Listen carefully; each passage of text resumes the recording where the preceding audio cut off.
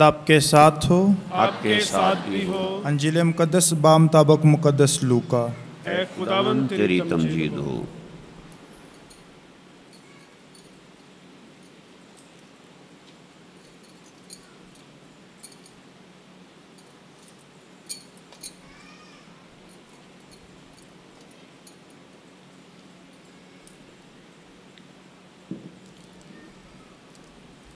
एक दिन यीशु ने फरीसियों से कहा, एक दौलतमंद आदमी था जो रगवानी और महीन कपड़े पहनता और हर रोज़ ऐशो इशरत करता था।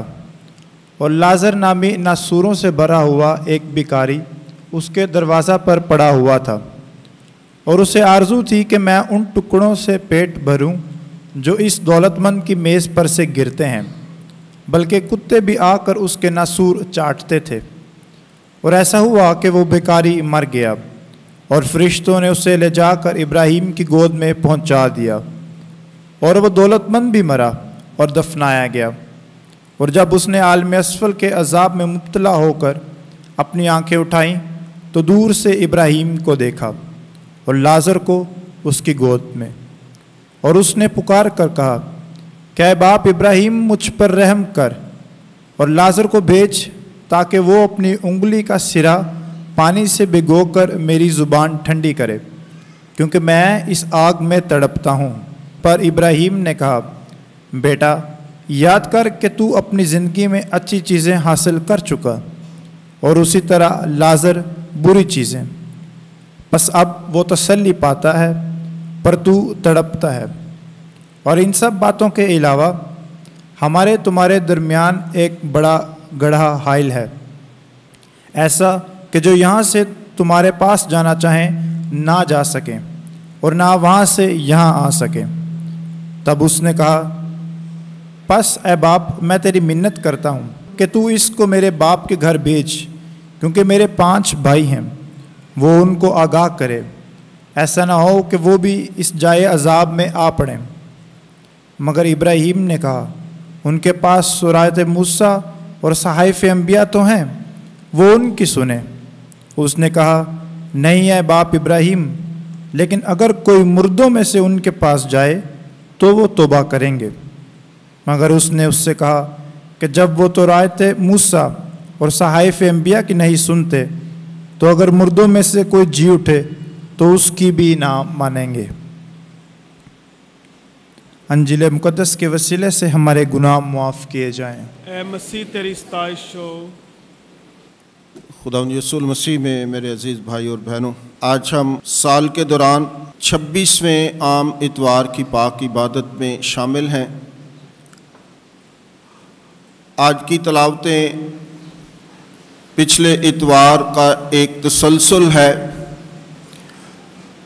हम 2-3 इतवारों से एक ही मौजू को डिस्कस कर रहे हैं, एक ही टॉपिक पर बात चल रही है। और जब 2-3 इतवार एक ही मौजू पर बात होती है तो इसका मतलब है कि ये टॉपिक, ये मौजू जो है बहुत अहम है, और खुदा चाहता है कि हम खुदा के इस कलाम को अपनी ज़िंदगियों का हिस्सा बनाएं। आज की पहली तिलावत एक दफ़ा फिर आमोस नबी की किताब में से आपने सुनी है, जिसमें 2 तरह की तर्ज़ ज़िंदगी को बयान किया गया है। नबी खुदा की बात करता है, खुदा का पैगंबर होता है, खुदा का पैगाम रसां होता है, इल्हाम की बात करता है,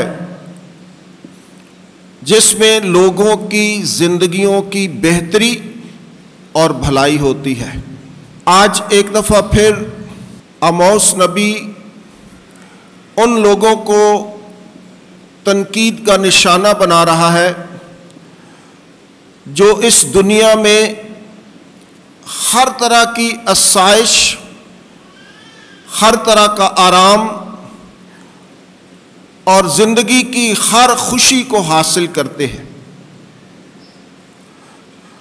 جن کے پاس دولت ہے، آسائشیں ہیں، آرام ہے، سکون ہے۔ آج موس نبی جو ہے وہ کہتا ہے کہ تم ہاتھی دانت کے پلنگوں پر سوتے ہو۔ ہاتھی دانت کے پلنگ جو ہیں وہ بہت قیمتی ہوتے ہیں، کئی ہاتھیوں کی جان لے کر ان کے دانت نکال کر ایک بہت بڑا نقصان کر کے امیر لوگوں کے لیے چیزیں تیار کی جاتی ہیں۔ اور آموس جو ہے وہ نشاندہی کر رہا ہے کہ آپ لوگ ایسے پلنگوں پر سوتے ہیں، مہین کپڑے پہنتے ہیں، ہر طرح کی عیش و عشرت کرتے ہیں، لیکن اس کے ساتھ ایک اور طرز زندگی ہے۔ جو غریب ہے، جو مسکین ہے، جو دہاڑی دار ہیں، وہ لوگ ایک اور زندگی گزارتے ہیں۔ تو ان دو طرز زندگیوں کا وہ جائزہ پیش کر رہا ہے کہ آپ لوگ کس طرح کی زندگی گزارتے ہیں اور دوسرے 80% لوگ کس طرح کی زندگی گزارتے ہیں۔ ہم اپنی روزمرہ زندگی میں بھی دیکھتے ہیں کہ وڈیرے، جاگیردار، مل مالکان، فیکٹری آنرز جو ہیں، ان کی ایک اور زندگی ہوتی ہے معاشرے کے اندر، اور باقی سارے لوگوں کی زندگی مختلف ہوتی ہے۔ وہ ان کو بڑی عجیب نظروں سے دیکھتے ہیں۔ جب بڑی بڑی گاڑیوں میں وہ بیٹھتے ہیں، ہر طرح کا آرام ان کے پاس ہوتا ہے، تو وہ ان کو نظر انداز کرتے ہیں۔ ان کے لیے غریب شخص جو ہے اس کی کوئی زندگی نہیں ہوتی، وہ چیونٹی کی طرح ہوتا ہے، جب بھی چاہیں اس سے مسل دے۔ اور آموس جو ہے وہ اس بات پر تنقید کر رہا ہے کہ خدا یہ نہیں چاہتا، خدا کی یہ مرضی نہیں ہے کہ دنیا کے اندر اس طرح کا معیار ہو۔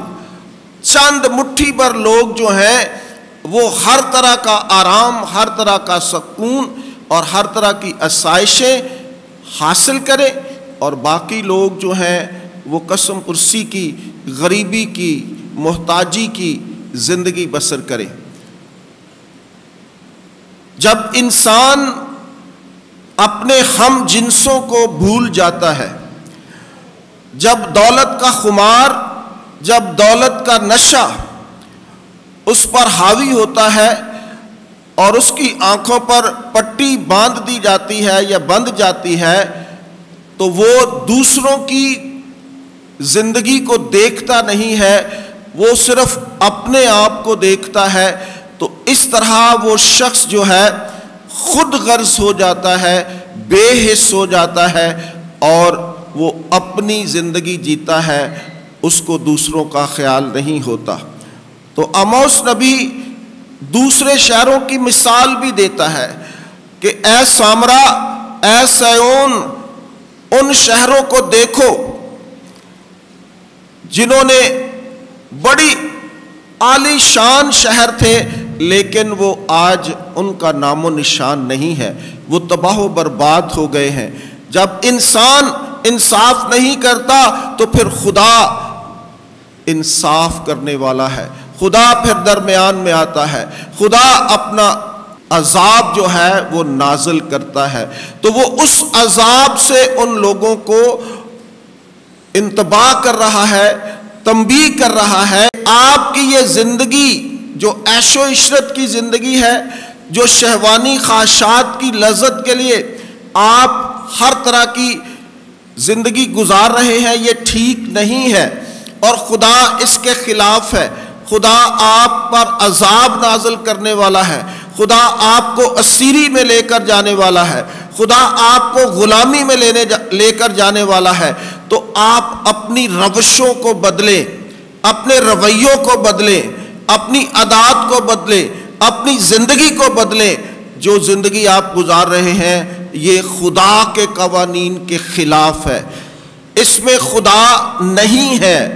آپ کی زندگیوں میں، آپ کے خاندانوں میں خدا کی حضوری اور موجودگی نہیں ہے۔ تو جہاں خدا نہیں ہے وہاں عذاب ہوگا، وہاں سزا ہوگی، وہاں خدا خود انصاف کرے گا۔ آپ بے حس ہو چکے ہیں، آپ خود غرضی کی زندگی بسر کر رہے ہیں، تو آپ پر خدا کا عذاب نازل ہوگا۔ تو آج اسی طرح ہوا کہ جب شور کے بادشاہ نے یروشلم پر حملہ کیا تو یہ سارے امراء جو تھے وہ غلام بن وہ ساتھ لے گئے، ساری دولت ان کی ختم ہو گئی۔ تو نبی جو ہے وہ ہمیشہ آنے والے وقت سے پہلے قوم کو بتاتا ہے کہ اگر آپ غلط راستے پر چل رہے ہیں، اگر آپ گناہ کی زندگی گزار رہے ہیں تو واپس آئیں تاکہ خدا کی خوشنودی کو حاصل کریں۔ آج کی دوسری تلاوت میں مقدس پالوس رسول کا خط تیموتھوس کے نام، جس طرح مقدس پالوس رسول نے خاص کمیونٹیز کو خط لکھے، اسی طرح خاص اشخاص کو بھی خط لکھے، اور اس میں تیموتھوس کا نام بھی آتا ہے۔ تیموتھوس ایمان میں پالوس رسول اسے اپنا فرزند کہتا ہے، اور اس پر ایک بہت بڑی ذمہ داری وہ عائد کرتا ہے، خدمت اور عبادت، اور اس کو ہدایات دے رہا ہے کہ یہ کام جو ہے وہ نہیں کرنے، یہ کام کرنے ہیں۔ ایمان کی بات ہمیشہ کرنی ہے، ایمان کو زندہ رکھنا ہے۔ تو اس طرح کی وہ ہدایات دیتا ہے تاکہ تیری خدمت جو ہے وہ پھلدار ہو، ایک ماڈل کی حیثیت سے آپ نے کام کرنا ہے۔ تو اس طرح کی ہدایات آج کی دوسری تلاوت میں آپ نے سنی ہے۔ آج کی پاک انجیل میں دو کرداروں کو بیان کیا گیا ہے، دو زندگیوں کو بیان کیا گیا ہے، دو موتوں کی بات کی گئی ہے۔ ایک بہت امیر شخص ہے اور ایک بہت ہی غریب شخص ہے۔ دونوں ایکسٹریمز کو بیان کیا گیا ہے، ایک بہت بلند ہے اور ایک بہت پست۔ تو دونوں ہی ایک جگہ پر زندگی گزار رہے ہیں۔ ایک امیر شخص ہے جو ہر روز مہین کپڑے پہنتا ہے، ارغوانی کپڑے پہنتا ہے، عیش و عشرت کرتا ہے، دولت کا نشہ ہے اور اسے کچھ بھی نظر نہیں آتا۔ اور ایک غریب لازر جو اس کے میز کے نیچے ہوتا ہے، کبھی اس نے دیکھا نہیں ہے کہ یہ شخص کیسی زندگی گزار رہا ہے۔ لکھا ہے کہ اس کے زخموں کو کتے آ کر چاٹتے ہیں۔ اس طرح کی قسم پرسی کی زندگی ہے، اور وہ انتظار کرتا ہے کہ کوئی ٹکڑا اس کی میز سے نیچے آئے اور میں اسے کھا کر زندگی کو آگے بڑھاؤں۔ تو یہ دو ایکسٹریمز ہیں، دو اشخاص ہیں، دو کردار ہیں، جس سے خداوند یسوع المسیح آج ایک خاص سبق دینا چاہتا ہے، ایک خاص سبق دینا چاہتا ہے۔ سسٹر جی نے یہ بڑا اچھا آلٹر کے سامنے خوبصورت بات لکھی ہے کہ یسوع المسیح بہت امیر تھا، ساری کائنات کا وہ خالق اور مالک ہے، اور وہ ہماری خاطر غریب ہوتا ہے، ہماری خاطر غریب ہوتا ہے، تاکہ اس کی غریبی سے ہم سب امیر ہو جائیں، ہم سب امیر ہو جائیں۔ تو یہ بڑی گہری بات ہے کہ خداوند یسوع المسیح نے خدا ہوتے ہوئے اپنے آپ کو خالی کر دیا اور غریب ہونا پسند کیا، تاکہ آپ سب، ہم سب ایک روحانی طور پر امیر ہو جائیں،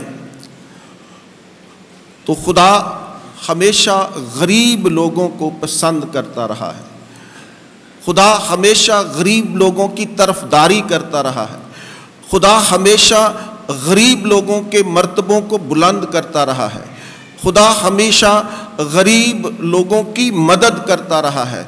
جب بھی ظلم ہوتا ہے تو پھر خدا غریبوں کا ساتھ دیتا ہے، خدا غریبوں کی مدد کرتا ہے۔ اور آج کی اس کہانی کے اندر بھی خدا غریب لازر کی حمایت کرتا ہے، مدد کرتا ہے۔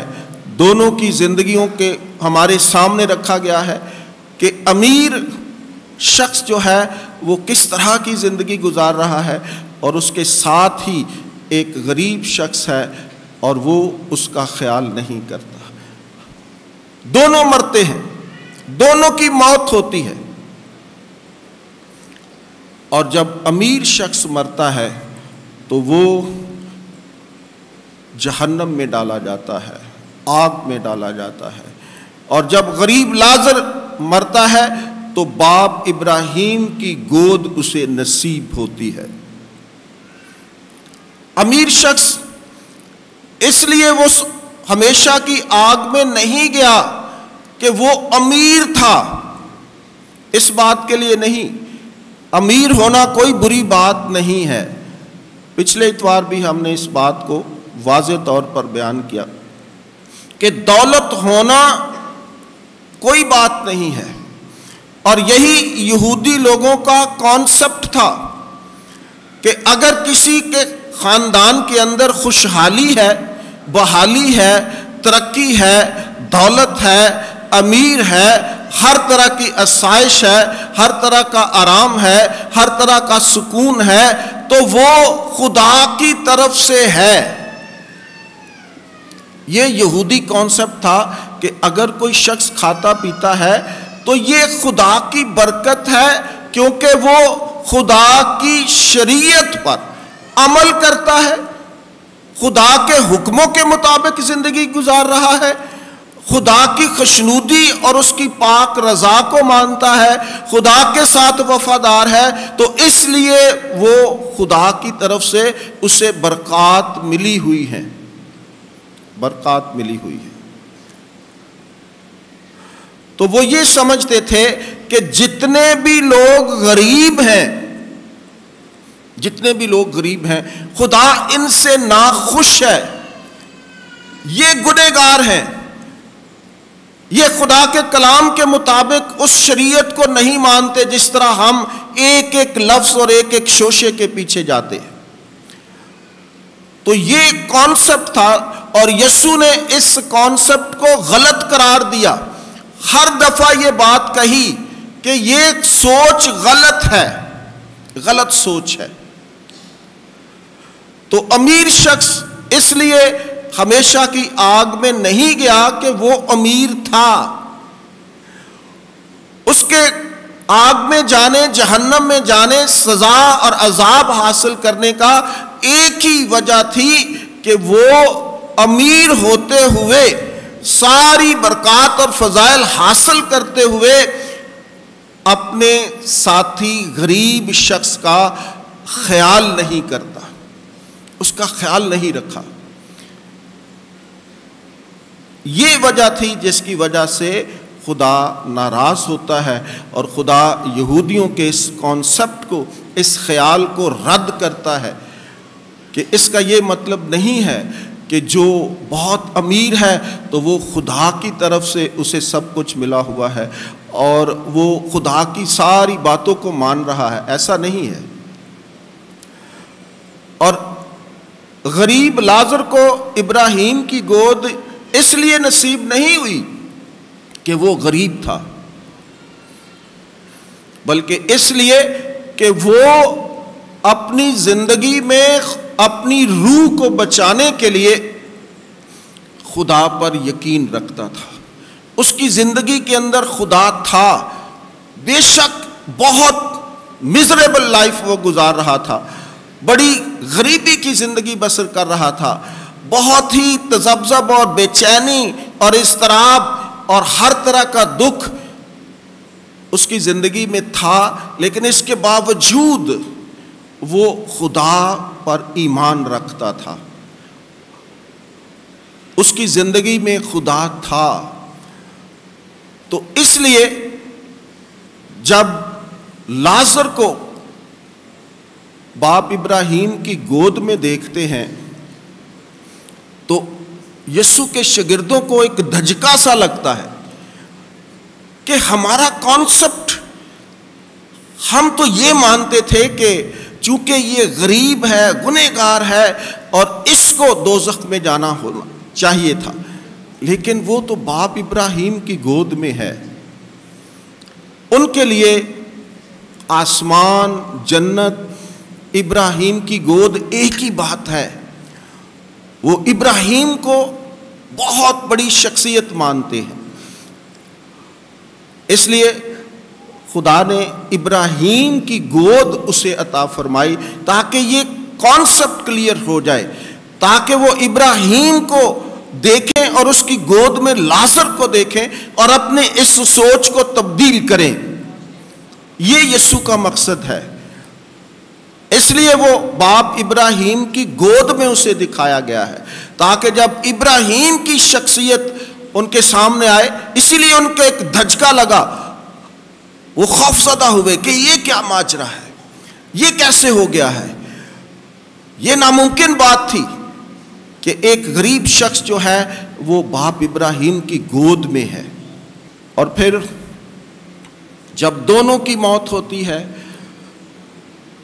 دونوں عالم روا میں جاتے ہیں، اور جب امیر شخص غریب لازر کو باپ ابراہیم کی گود میں دیکھتا ہے تو التجا کرتا ہے کہ اے باپ ابراہیم، لازر کو کہہ کہ اپنی انگلی کا سرا پانی میں بھگو کر میری زبان پر رکھے تاکہ میری زبان ٹھنڈی ہو، تاکہ مجھے سکون آئے۔ اور باپ ابراہیم اسے بیٹا کہہ کر پکارتے ہیں، اے بیٹا، تو نے دنیا میں عیش و عشرت کی زندگی بسر کی، اور اب ہمارے اور تیرے درمیان ایک بہت بڑا گڑھا حائل ہے، نہ ہم تیرے پاس آ سکتے ہیں نہ تو ہمارے پاس آ سکتا ہے۔ اور اس نے کہا کہ اے باپ ابراہیم، میرے 5 بھائی ہیں، لازر کو بھیج تاکہ وہ ان کو بتائے کہ یہاں پر کیا ماجرا ہے، یہاں پر کیا ہوتا ہے، تاکہ وہ ایمان لائیں۔ وہ 5 بھائی ہم سب ہیں، ہم سب ہیں۔ تو وہ امیر شخص ہم سب کے لیے فکر مند ہوتا ہے اور کہتا ہے کہ آپ لوگوں کو بتایا جائے۔ اور باپ ابراہیم کہتا ہے ان کے لیے توریت اور صحائف انبیاء موجود ہیں، وہ ان کی سنیں۔ تو آج کی ان تلاوتوں کا اور خاص طور پر اس امیر اور غریب شخص کی تمثیل کا مقصد یہ ہے کہ یہ خدا کا کلام جس کو ہم سننے کے لیے آئے ہیں، جس پر ہمارا ایمان ہے، اور یہی ہماری ہدایت اور رہنمائی کرتا ہے، یہی ہمیں باپ ابراہیم کی گود میں لے کر جا سکتا ہے، جو اس کو ماننے والے ہیں، جو اس کو اپنی زندگی کا حصہ بنائیں گے، جو اس کے ساتھ وفاداری کریں گے، جو خدا کی تعلیمات کو مانیں گے، جو خدا کے احکامات کی بات کریں گے، وہی باپ ابراہیم کی گود حاصل کریں گے۔ اور جو ان باتوں کو، اس کلام کو، جو ہمارے قدموں کے لیے چراغ اور ہماری راہوں کے لیے روشنی ہے، اگر اس روشنی سے اپنی زندگیوں کو منور نہیں کرتے، اگر یہ کلام ہمارے باطن کو روشن نہیں کرتا، اگر یہ کلام ہماری ہدایت اور رہنمائی نہیں کرتا، یا ہم اس کو اپنی ہدایت اور رہنمائی کے لیے وقت نہیں دیتے، اس کلام کو اپنی زندگی میں جڑ پکڑنے کے لیے نہیں وقت دیتے، اگر ہم اس کلام سے بے وفائی کرتے ہیں تو پھر امیر آدمی کی طرح ہمارا بھی انجام جو ہے، اینڈ جو ہے، وہ امیر آدمی کی طرح ہوگا۔ اور جو لوگ اس کلام کو سمجھتے ہیں، اس پر عمل کرنے کی کوشش کرتے ہیں، وہی باپ ابراہیم کی گود میں جگہ پائیں گے۔ تو آئیں خداوند خدا کا شکر ادا کریں آج کے اس کلام کے لیے، اس تمثیل کے لیے، ان تلاوتوں کے لیے، جس کے وسیلے سے خدا ہماری زندگیوں میں کام کرنا چاہتا ہے، خدا ہمارے کانسیپٹس کو کلیئر کرنا چاہتا ہے، خدا ہماری مدد اور رہنمائی کرنا چاہتا ہے اپنے انبیاء کے ذریعے، اپنے نیک لوگوں کے ذریعے، اپنے پاک کلام کے ذریعے، تاکہ ہم اپنی زندگیوں کو بہتر بنائیں اور ہمیشہ دوسروں کا خیال رکھیں۔ جب ہم صرف اپنے لیے جیتے ہیں، اور آج کے اس دور میں یہ سیلفشنس جو ہے، یہ خود غرضی جو ہے، وہ عروج پر پہنچ چکی ہے، عروج پر، کہ دوسروں کا کوئی خیال نہیں کرنا، اپنی زندگی، اپنا خاندان، انڈیویجولزم جو ہے وہ ترقی کر رہا ہے کہ ہم اپنی ذات میں رہنا چاہتے ہیں، اپنی ذات کی فکر کرنا چاہتے ہیں، اپنے خاندان کا فکر کرنا چاہتے ہیں، لیکن دوسروں کا فکر نہیں کرتے۔ اور یہ مسیحی زندگی کے بالکل برعکس ہے، بالکل برعکس ہے۔ یسوع کی ساری زندگی پیدائش سے لے کر موت تک دوسروں کے لیے وقف ہے، اور ہم اس کے پیروکار ہیں، ہم اس کے ماننے والے ہیں، ہم اس کو اپنا منجی مانتے ہیں، ہادی مانتے ہیں، مرشد مانتے ہیں، لیکن اس جیسی کوئی نہ کوئی خوبی تو ہمارے اندر ہونی چاہیے، کوئی نہ کوئی خوبی تو ہونی چاہیے۔ جس طرح والدین ان کے بچے وراثت میں اپنے والدین کی کوئی نہ کوئی خوبی لے کر پیدا ہوتے ہیں، ہم اکثر کہتے ہیں کہ یہ بچہ بالکل اپنے باپ پر گیا ہے، یہ بچہ بالکل اپنی ماں کی عادات، تو چونکہ وہ اس کا ایک گہرا تعلق ہے اپنے والدین کے ساتھ، ایک مضبوط رشتہ، ایک بلڈ ریلیشن ہے، تو اس کو وہ ودیت ہوتی ہے، وراثت میں اس کی عادات اور روشیں جو ہیں وہ اپنے خاندان کے بزرگوں پر چلی جاتی ہیں۔ تو اسی طرح جب ہم یسوع کو اپنا روحانی پتا مانتے ہیں، روحانی باپ مانتے ہیں، ہادی مانتے ہیں، رہنما مانتے ہیں، تو ہمارے اندر بھی کوئی نہ کوئی کوالٹی یسوع جیسی ہونی چاہیے، اور یسوع کی ساری زندگی دوسروں کے لیے ہے، دوسرے انسانوں کی بھلائی اور بہتری کے لیے ہے۔ اور آج کی پاک انجیل اسی بات پر زور دیتی ہے کہ خود غرضی کی زندگی خدا کو پسند نہیں ہے۔ خدا نے اگر آپ کو برکت دی ہے تو اس کو بانٹیں دوسروں کے لیے، دوسروں کی ضروریات کے لیے۔ بے شمار لوگ جو ہیں وہ اس دنیا میں آپ کی توجہ کے منتظر ہیں۔ خدا ہمیں بار بار مواقع دیتا ہے۔ یہ سیلاب جو آیا ہوا ہے، یہ خدا ہمیں بتا رہا ہے، خدا ہمیں بتا رہا ہے کہ کیا آپ خدا سے جب دور ہوتے ہیں، یہ کرونا آیا، اب سیلاب آیا، یکے بعد دیگرے یہ آفات جو ہیں وہ آ رہی ہیں، چونکہ ہماری زندگیاں خدا سے خالی ہیں، خدا سے خالی ہیں۔ ہم اس امیر آدمی کی طرح وہ زندگی کو گزار رہے ہیں، اپنی زندگی، اپنی موج مستی، اپنی سارا کچھ، دوسروں کا کوئی خیال نہیں ہے۔ تو پھر خدا ایسے حالات پیدا کرتا ہے کہ آپ کو تھوڑا سا ہوش آ جائے، آپ خدا کو دیکھیں کہ خدا کیا چاہتا ہے، خدا کیا آپ کو سبق دے رہا ہے۔ اس سارے معاملات میں خدا کی پاک رضا کیا ہے؟ کرونا آیا تو سارے خدا کی طرف خدا یاد آ گیا۔ جو کبھی چرچ نہیں آیا تھا اس نے بھی اس کا رخ ادھر کر دیا۔ تو خدا جانتا ہے کہ کس طرح لوگوں کو میں نے اپنے پاس لانا ہے۔ اس سے بہتر ہے کہ ہم خود پہلے ہی اس خدا کے چرنوں میں آ جائیں، اس یسوع کی باتوں پر عمل کرنا شروع کر دیں۔ آج کتنی جانیں ختم ہو گئی ہیں، کتنے گھر تباہ ہو گئے ہیں، اور اگر ہم اس تباہی کے بعد اگر خدا کو یاد کرنا ہے تو پھر کیا اس میں کیا ہمارا کوئی کام نہیں ہے۔ یہ خدا ہمیں کر رہا ہے، خدا ہمیں واپس لا رہا ہے، ہمیں دکھاتا ہے کہ آؤ میرے پاس آؤ۔ تو اس لیے آئیں خدا کا شکر ادا کریں اس کے کلام کے لیے۔ آج باپ ابراہیم اس بات کی تصدیق کر رہا ہے کہ آپ کے پاس توریت ہے، صحائف انبیاء ہیں، اس کی سنو۔ وہ کیا کہہ رہے ہیں؟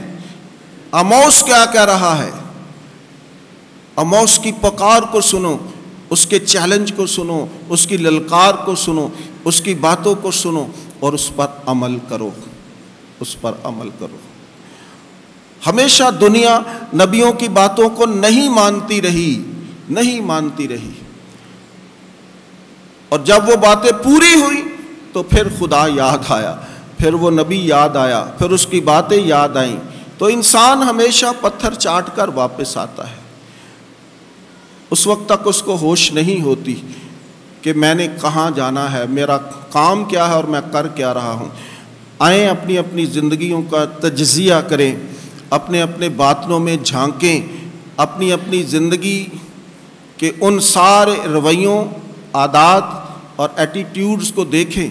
اگر کہیں پر بھی غلطی ہے تو آپ کے پاس موقع ہے کہ اس کو سدھاریں اور خدا کی طرف آ جائیں، خدا کے حکموں کو مانیں اور خدا کے کلام پر عمل کر کے ایک اچھی اور خوبصورت زندگی گزارتے ہوئے اپنی عاقبت اور اپنی آخرت کو سنوار لیں، اپنی عاقبت کو اور اپنی آخرت کو سنوار لیں۔ جس نے اپنی آخرت کو سنوار لیا وہی ایک اچھا انسان ہے۔ All is well if the end is well۔ ہمیشہ وہی کام اچھا ہوتا ہے جس کا انجام اچھا ہو۔ تو آئیں، آج کی یہ تلاوت، آج کی یہ پاک انجیل ہمیں آخرت کی بات کر رہی ہے، آخرت کو سنوارنے کی بات کر رہی ہے۔ تو جو لوگ اپنی آخرت کو ہمیشہ اپنے سامنے رکھتے ہیں وہی کامیاب شخص ہوتے ہیں۔ یہ چند روزہ باتیں ہوتی ہیں، لیکن اپنی عاقبت اور آخرت کو سنوارنا، بہتر کرنا وہ کسی کسی کا کام ہے۔ اور خدا کا کلام اور خدا کی آواز آج یہی کہہ رہی ہے کہ آئیں میرے بھائی اور بہنوں، اپنی آخرت کو سنواریں اور عاقبت کو بہتر بنائیں، تاکہ خدا ہماری زندگیوں سے اور ہمارے کاموں سے خوش ہو، اور خدا آپ سب کو آج کے اس پاک کلام پر عمل کرنے کی توفیق عطا فرمائے، مسیح خداوند کے وسیلے سے آمین۔